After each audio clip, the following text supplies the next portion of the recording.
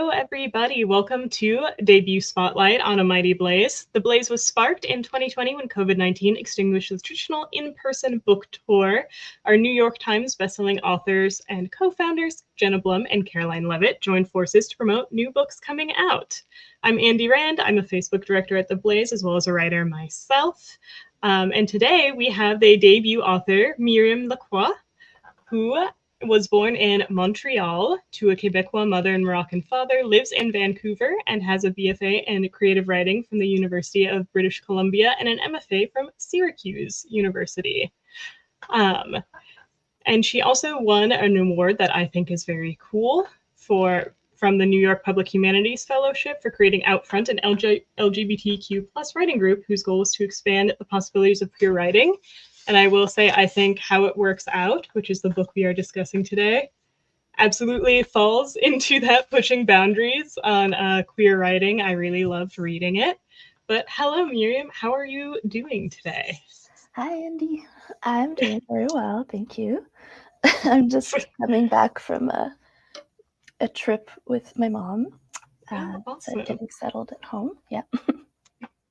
Nice. Have you been touring a lot this month, or has it been more virtual stuff?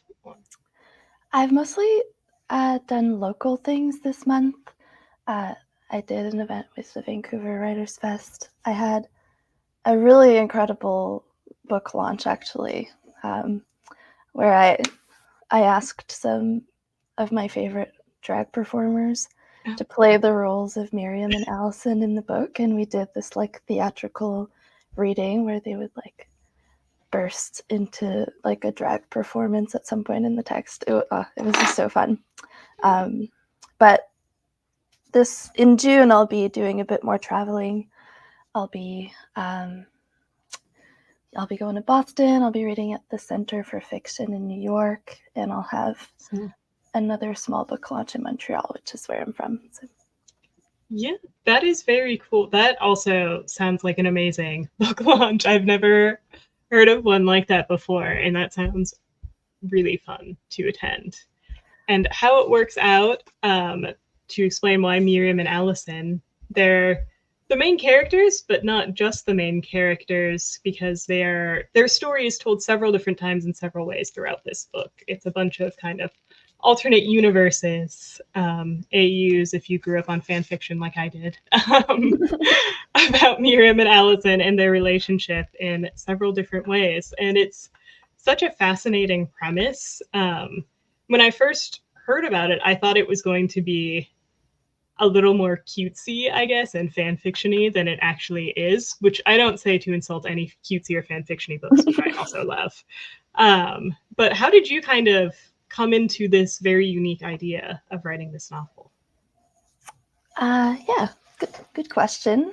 I mean, I do think the style and form are pretty unique, and there's kind of like a big story of how I came to it. Like, I think the first thing some people might notice is that it is autofiction, that the main character has my name, and some similar traits to me and some traits that are not similar. It's not exactly me.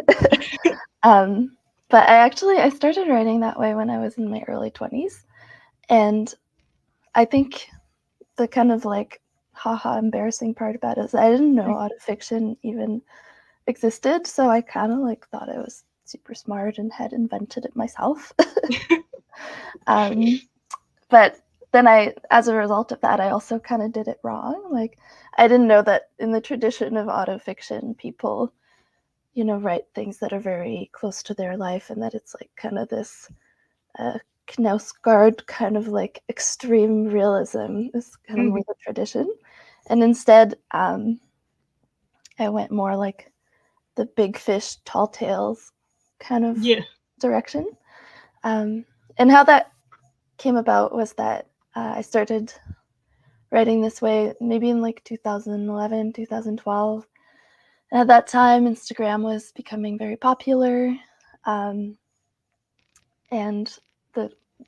along with it was the kind of like self-branding, self-mythologizing that we were all, it seemed, suddenly required to do, and that I felt like very overwhelmed by, and I wasn't Mhm. very good at it. And so I started writing autofiction ironically, and this kind of like, okay, I'm going to Mhm. self-mythologize too, and I'm going to write these like completely ridiculous things about myself and see how far I can take like a reader's belief. Interesting. Um, yeah, and then where it went from that was that I was in this. Well, first I have to say, I think originally, like I started writing like that a little bit, like ironically, but then it actually ended up feeling kind of deep because, Yeah. like, when you're writing like that, like the idea of self-perception and the way that you relate to the world around you is very present, and that's not Mhm. something that I'd really interrogated in my writing before. Um, so I started writing this way. At that time, I also was in my first formative queer relationship, and I felt kind of freaked out by it because I'd never really like imagined being in a relationship at all. Mm.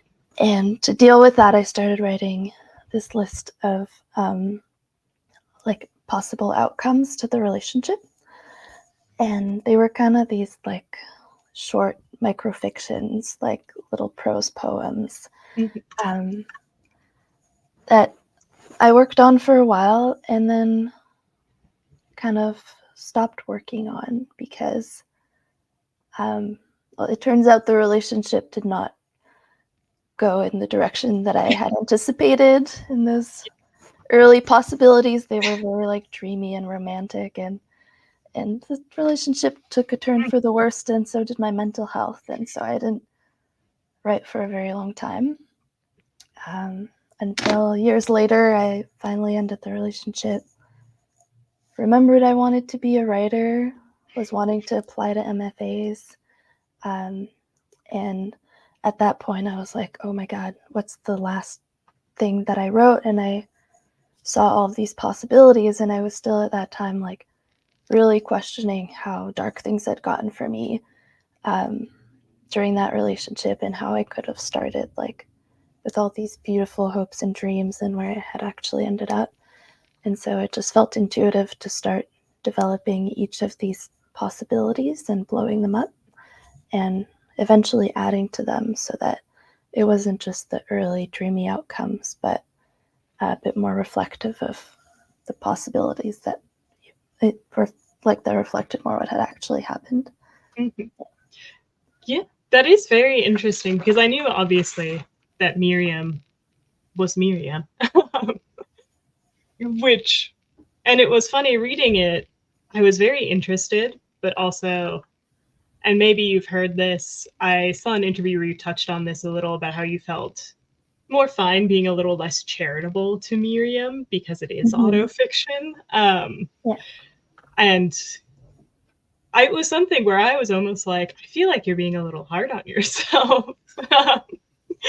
I mean, I don't know you that well, but I was like, and, but I was like, I don't know. Because it felt to me like sometimes Miriam was kind of cast as the bad guy in many ways. And it's maybe easier to make ourselves the bad guy. And maybe that's what you were commenting on, that it's very easy to take all the most of the blame for yourself. If I'm getting to a question, I swear. I was wondering kind of if that tendency was maybe your tendency to take on more blame than you should have in that relationship. um, yeah, I mean, I think there's many parts to that answer. Mhm. Um, I mean, I think the first part is that, you know, if I'm honest, I was writing about a relationship that I was in, and I didn't feel comfortable writing this like auto-fictional thing about a relationship and like making the other character that Miriam is dating take the fall for things. And I don't know, maybe in retrospect, like perhaps I could have, you know, given that other character a bit more responsibility, but it didn't feel like appropriate at the time. And besides, I was really more like I was questioning my own role in things. in how things had turned out kind of poorly. And I do think it is a bit of a like unhealthy impulse when like you're in an unhealthy dynamic. Like people have different reactions to that. Like some people get angry at the other person. For me, I do get in this kind of like spiral where I feel like everything is my fault, and where I do have these kind of like, you know, I'm in therapy, right? And like when my therapist does this thing where she's like, she tries to identify the belief about self, and my belief about self is almost always at the end of it like, I am bad. And obviously that came out in the book, and I think in some ways it ended up being kind of funny and self-deprecating, but I did at the end of the book really need to like be honest about where that came from and interrogate it. And so I do hope that like, I think people do really enjoy like Myriam the villain. It's very cartoony, and then at the end I hope it also like strikes a real chord with people about where those beliefs can come from and stuff. No, and I enjoyed Myriam as the villain and kind of analyzing that as well, because I think that's it's an issue a lot of people struggle with, the idea that you just fundamentally are bad or are the problem. And it's a belief that gets pushed a lot. You know, we have a culture where original sin is kind of the dominant moral thinking for a lot of people, whether you were raised a strictly Christian or not. You kind of grow up in that, submerged in that culture. So we pick up a lot of things, and then being a queer person, and you can add on a lot of things, will lead you to that reflection, regardless of how true or not it is, which usually it's not true. For everybody out there who thinks they are just fundamentally horrible, it is probably not true. So yeah. To be clear, I never like truly thought that. It was more just like exploration of those very visceral feelings that one can get when you're like living in a culture that places so much like individual shame on people kind of everywhere that you turn to. And then when you're in a relationship or a situation that feels unhealthy, it can be really easy to flare that up and be like, oh, I deserve this, you know. Yeah. And I do love reading about themes, because this book is a real exploration on relationships. There are unhealthy parts of them, sometimes healthier parts of them, but also it's a lot about trauma is what I came away with, particularly with the last story, which I don't want to go too into things for people who want to read it and experience it themselves.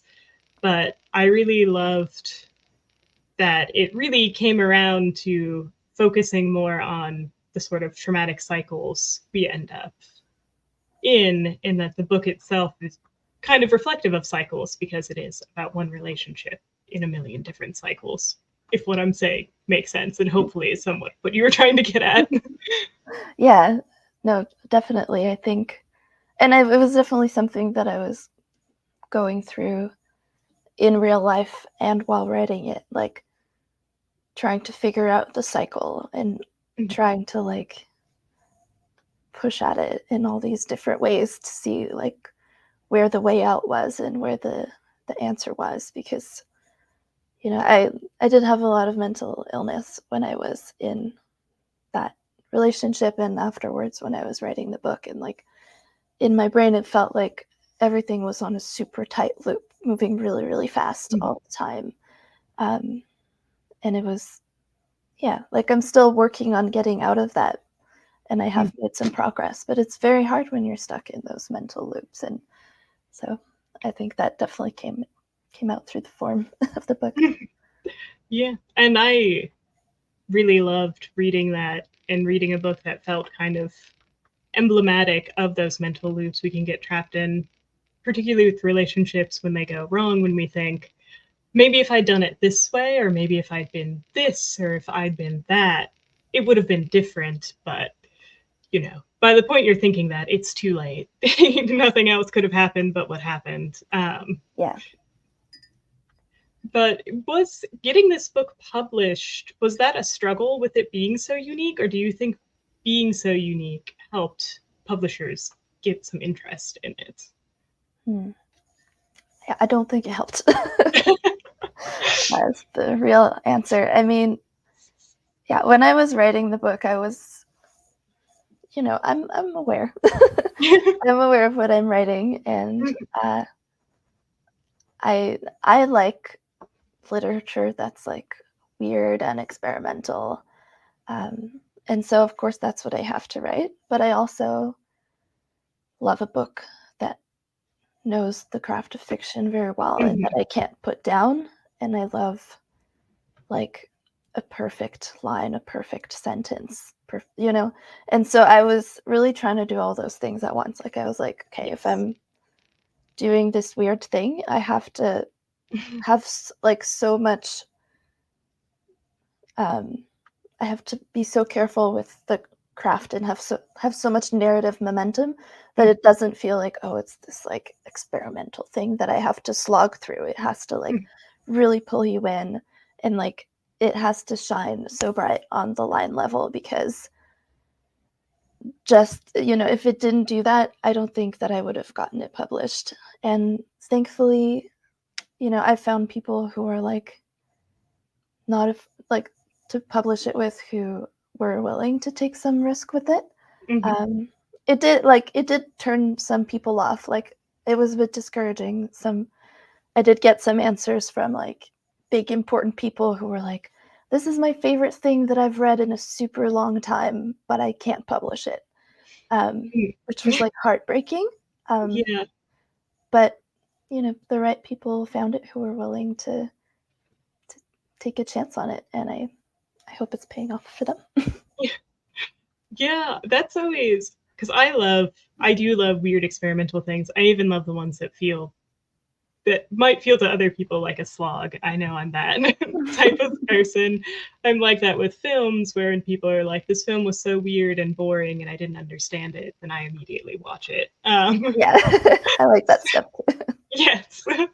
So I was really excited when I heard of this novel, and it does shine, like you said, on a prose level. It's very poetic in many parts and very beautiful and it's never slow paced, even when it's discussing just scenes of a relationship, which maybe to some people they think that could sound kind of boring or kind of uninteresting. It's always very gripping with just the insights into Allison or Miriam's mind, depending on whose perspective we're seeing it through. It always felt very compelling to me to see what was going to happen in each story, because they all play out so differently, despite being the same people more or less every time. Thank you. Yeah. I'm glad it worked. Yes, no, I think it really did work. And I think even if, for people watching, even if the concept to you sounds a little strange or is different from what you've read before, it's really worth giving it a shot. And I think, get out of your comfort zone. Give things a try. So I'm glad that publishers gave you a try so I could read this book, because I really loved it personally. Oh, thank you. And yeah, like even though the form is a bit unusual, this like multiverse form, it's yeah, like I think it's like a bit of a surface like thing that it's unusual, like aesthetically and yes, in form, but at the foundation of it is very much like the core principles of fiction, which is something that people like. So Yeah. And multiversal stuff has been kind of popping up with Everything Everywhere All at Once and some Marvel movies and things like that. So it's not completely foreign or completely relegated to just total geeks anymore, I think. But yeah. Yeah, when I saw Everything Everywhere All at Once, I was like so upset. I was like, no, I'm not special. It was yeah. like I was already done the book, so there was nothing that I could do, Yeah.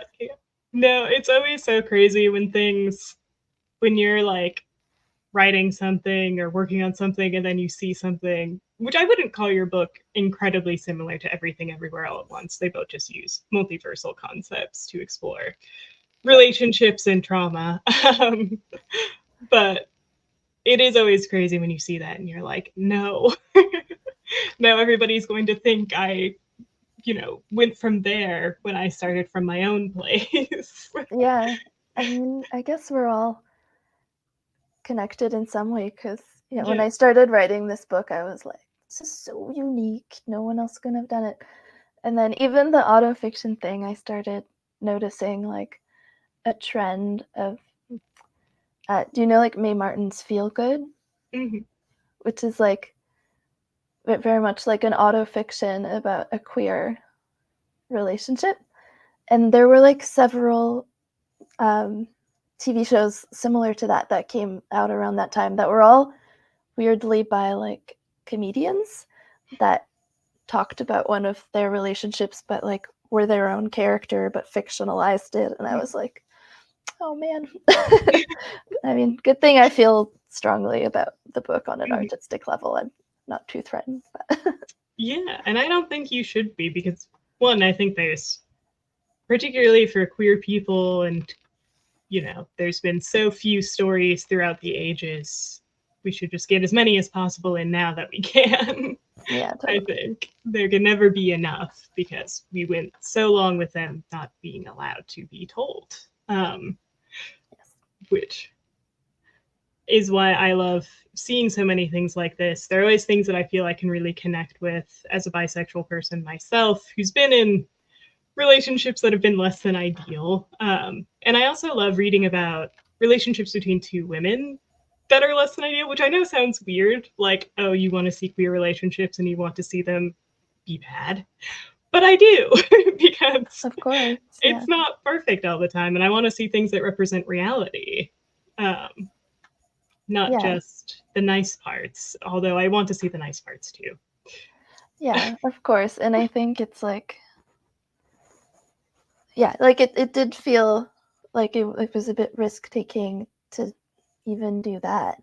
Like, Mm-hmm. and I wonder, yeah, yeah, I think that added a level of like, oh, this is not what we expect, maybe, Yeah. because like as a queer person, you're just like expected to justify your existence all the time. Yeah. You have to like, it's like, oh, how did you know you were queer? And what's your coming out story? And wasn't that so traumatic for you? And aren't you like so perfectly happy now that you're out? And Mm-hmm. that's just been like the only story that we've been allowed to tell for so long. And I'm so glad that it's opening up a little.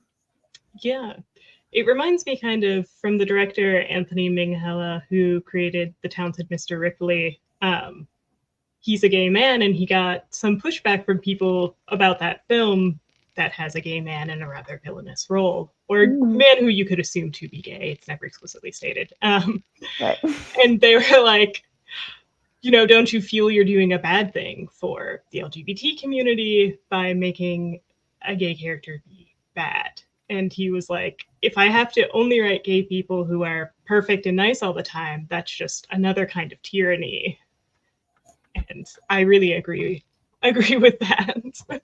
Yeah. Yeah, I haven't seen that, but I agree with that too. And I do feel like people are coming around now. Like I just love all the queer villains that are popping up. And also, because like it's like a fun like drag to play almost when it's Mhm. like villainy has been projected onto queer people for so long, and so maybe it can be a bit like cathartic to like embody it and play Mhm. it out, instead of like, no, I'm pure, I'm good, I promise.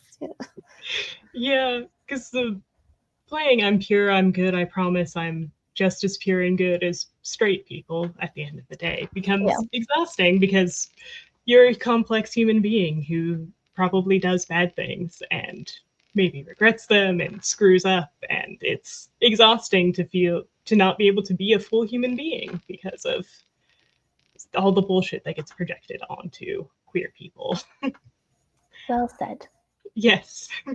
I also apologize for people watching. My camera is autofocusing and I'm trying to stay in the perfect balance to make it stop, but that's why that's happening.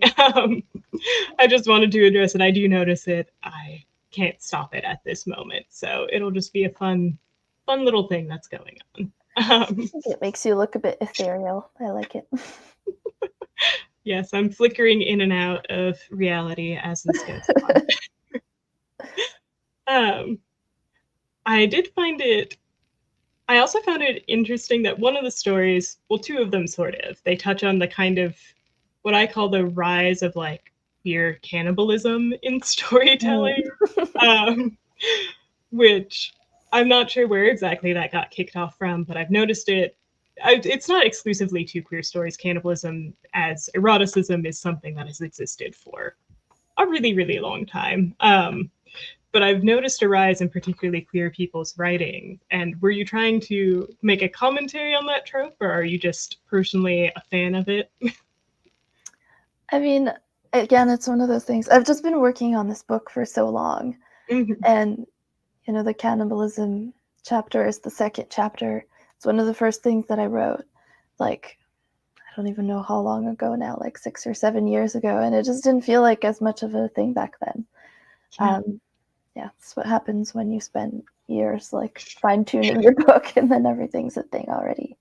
But I mean, yeah, I think it probably like plays into that, like, you know, thing that we were just talking about being like, we're not pure, and then, you know, obviously devouring each other's flesh. It's sexy, and, and you know, I think we're letting ourselves like be dark, and it's a great metaphor also.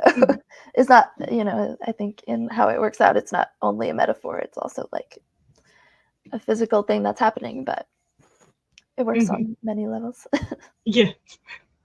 I always find it makes sense to me as a thing that queer people in particular latch onto, because, and this is seen in, I believe, the book and the movie of Miseducation of Cameron Post, and I've also had someone say this to me as a bisexual person in real life, that the reason like why some people are gay or bisexual, which is that's a whole thing in itself, is because you are so jealous of people of your same gender that you want to consume them and become them, so you date them. Which that sounds sexy. I know. And I've heard it phrased like a form of cannibalism, like you're trying to eat them to become what they are because you want to be them so bad. And I found that fascinating. And somebody was old enough in real life to have that conversation with me that they think that's probably why I was bisexual, because they knew that I was someone who had like a lot of insecurity. And so they're like, you're just so jealous of other women that you're trying to be them. And it's like, was so fascinating as a belief for someone to hold. Yeah, I mean, I think that there's a really like sexy short story to be written there, but I also feel like, I don't know, personally, I really don't feel like this applies to me, because I just date people who are like so different from me. I mean, I mostly date like masculine of center people, and I'm usually like the way more femme person, so it's not like I'm like trying to like devour the ideal of femininity. And in fact, I feel like the ideals of femininity, they kind of start meaning less and less when you're in a queer relationship too. Like it's not, you know, I think it's weird sometimes seeing the way that people interpret queer relationships from like straight perspectives, with like that's the only way that they're able to think. But like there's so much like gender fluidity too in my relationships, and it's not like, you know, two like underwear models like rubbing up on each other's femininity like the way that people might see in porn or something. Yeah, and it is a thing where I think people do want to slot it, if they don't want to fully understand it, if they have a more limiting and queerphobic view, they want to slot it into something they feel they can understand. And understanding that gender roles stop really applying when you're two people of the same gender is very hard, I guess, to wrap your head around. And I'm not saying every straight relationship has to be strictly gendered. Hopefully we can break those barriers down also in heterosexual relationships. Yeah, I sure hope so. Yeah.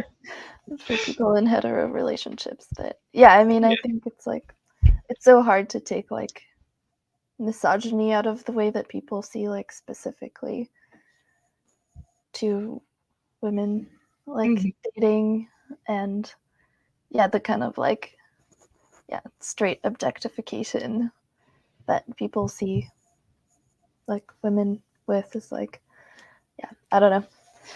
It's yeah, it does create some barriers for understanding, but this is part of why we write queer books to be like Yeah. it's hot, but not in the way you think, you know. I do love that as a descriptor because I would absolutely agree.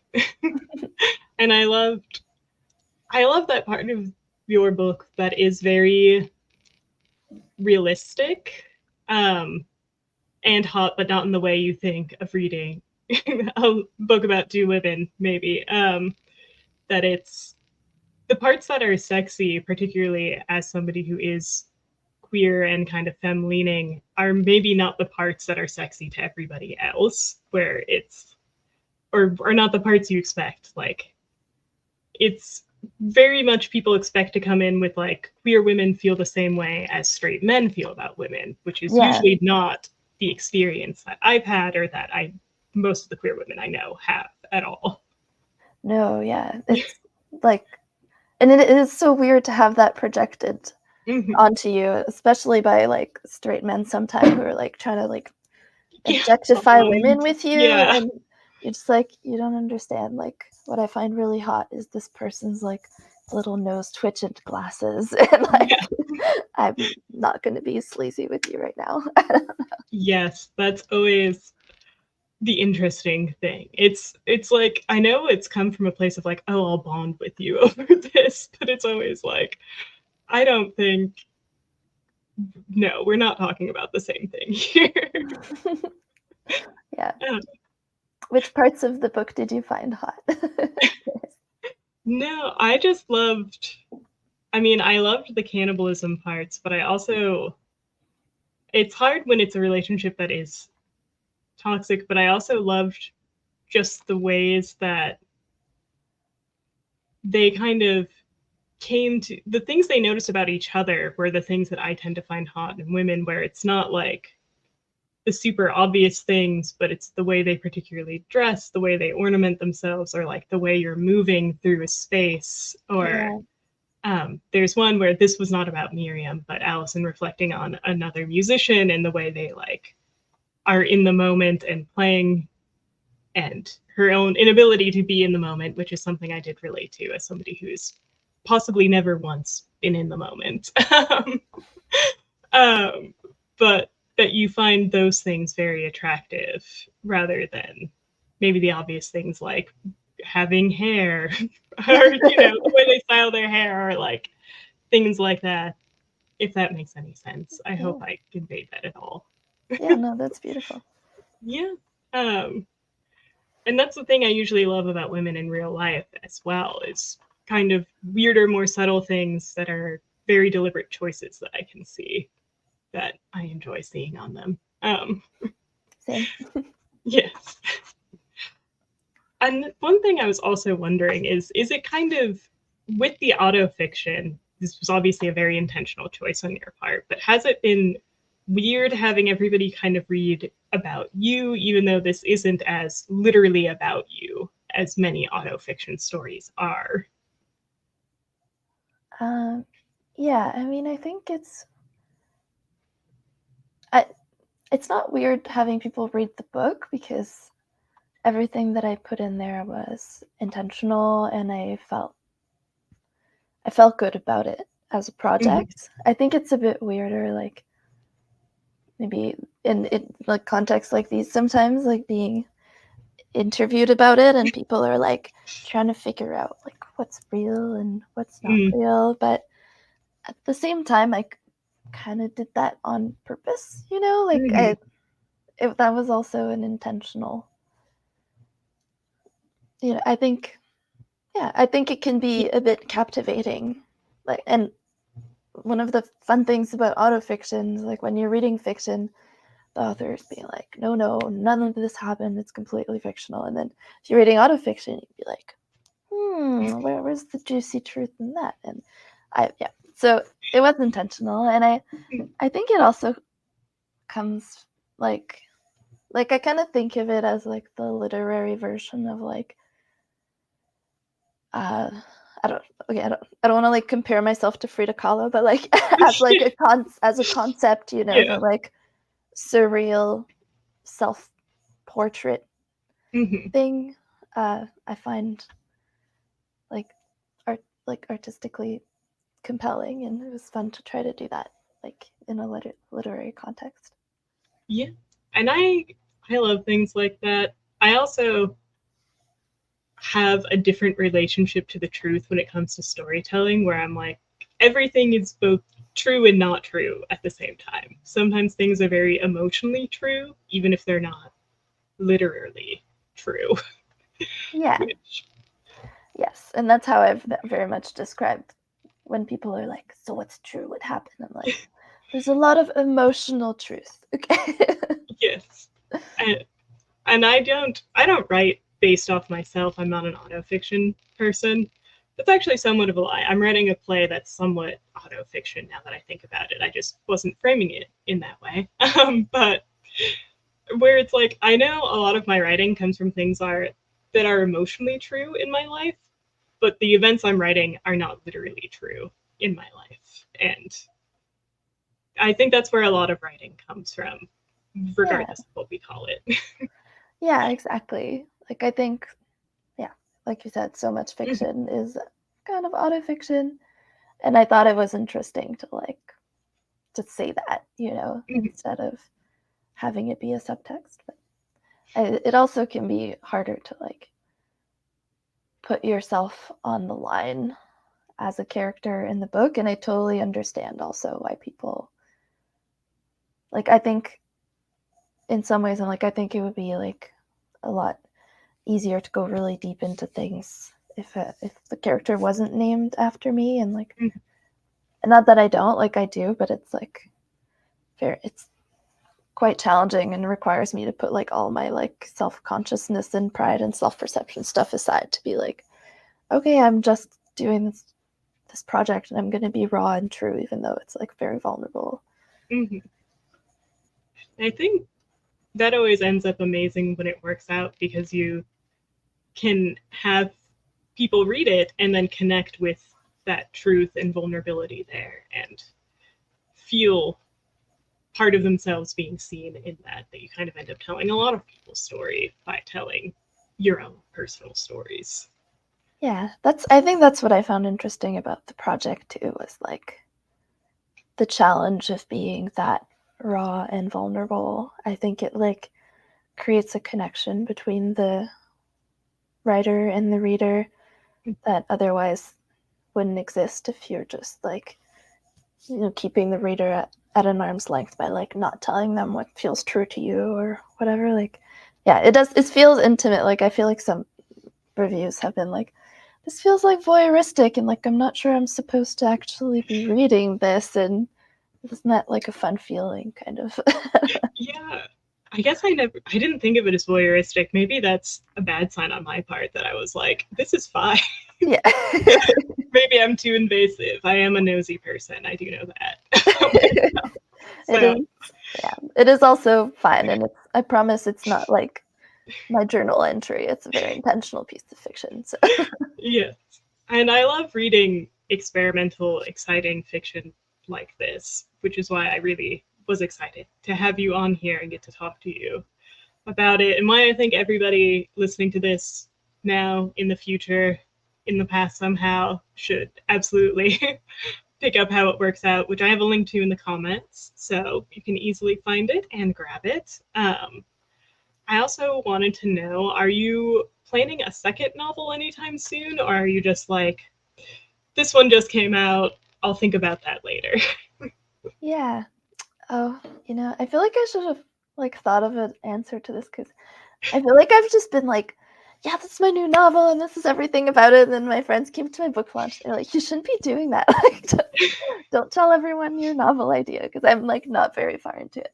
But I guess what I will say, I could say is I think it'll be another like different take on autofiction and another definitely a very different kind of formal experiment, but a formal experiment nevertheless. And I think I'm kind of thinking of like, it's going to be like the vaguest thing I've ever said, but like, I think, you know, and how it works out, there's very much like a grappling with who am I, sort of identity. And I sort of hope to like unravel that a little bit in the next one. Like, yeah, just kind of letting go of like just the very idea of personhood or something like that. Yeah. Yeah. And that sounds very exciting to me also, because I love novels that are exploring the concept of personhood, and does that even actually exist? Or is it just a convenient thing we tell ourselves? Yeah. I think we can get pretty deep with that, you know, Yes. You need a big question like that for a novel. So it's a good place to start. Yeah. Is autofiction where you think you're going to stay with writing, or do you think you'll ever dive fully into memoir or fully into just traditional fiction? Traditional meaning, you know, not autofiction. Yeah. I don't know. I did have this like, I'll never read a memoir, I don't think. I'm definitely more in the school of traditional fiction. Yeah, like, so there's this book that I've been thinking about for a long time, and I've started to work on, and it's another like play on autofiction. And for a second there, I was like, man, like this autofiction thing is too hard. Why am I doing this to myself? And I like came up with this whole other book idea that was way more traditional fiction. I was like, yeah, this will be like way healthier for me if I do that. And then I couldn't write that thing at all, and I just had to do the autofiction thing. I think that's what I have to do right now. And you know, but I also am like, I enjoy writing about larger topics, which I think I can do through autofiction. But yeah, like I kind of like, okay, this, like, I think like my third book, I'm like, I would really like to write like a really compelling like climate change novel or something like that maybe has nothing to do with me. But we'll see. Yeah, and I mean, you get into climate change in this as well. I mean, so many issues are covered in this. Which I think is also very true to the experience of being a person whose personhood is inherently politicized, both as a woman, as a queer person, as many things. It's hard to ever disentangle your life completely from politics. So I love seeing that reflected as well in this, where politics is always a part of it.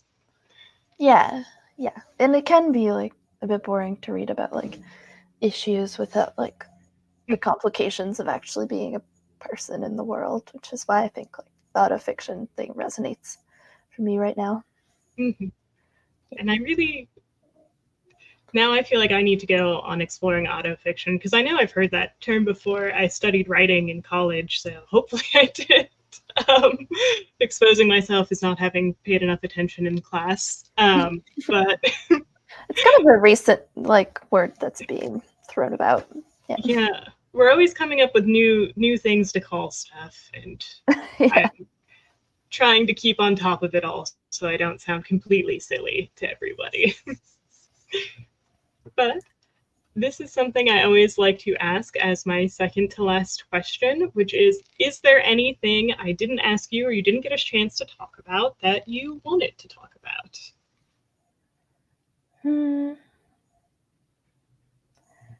You know, I'm gonna say no. I think I kind of had some ideas like originally going in, but I feel like you've covered a lot of stuff, so good job. Thank you. No, there's so much to talk about with this book that it felt like I mean, we could probably go on for another 2 hours, but I'm sure you have other things you needed to get done today, so I won't hold you hostage on live on air. So, Oh, my partner's dog is grateful because she's eagerly awaiting her walk. So. oh yeah, I have cats who I need to get tending to before they start coming to interrupt this broadcast, which they'll do if I take too long. But, and then for the final question, what are you doing next, which you kind of touched on, and where can people find you? Yeah, I'm trying to start writing a new thing, which is like so. It's like a whole other experience when you've published a book. 'Cause it's so hard to like write a kind of shitty first draft because you're like, oh, people might actually read this. What? So Yeah. I'm working through that right now, and then like the book tour and everything. And yeah, you can find me mostly on Instagram, Myriam on the outside. There it is. And I'll be posting my exciting updates and events, and also hopefully not posting too much because I have to write. So That's how they'll know you're procrastinating, is there's just a few too many Instagram posts. But... yeah, exactly. Yeah, feel free to tell me to stop and go write. Well, thank you so much for joining us on Debut Spotlight this week with the incredible Myriam Lacroix, author of How It Works Out. Remember to like, follow, subscribe. Remember to pick this book up. There is a link in the comments. And like, follow, and subscribe for more blazing goodness and to meet more amazing debut authors. Thank you. Thanks, Andy. It was so fun.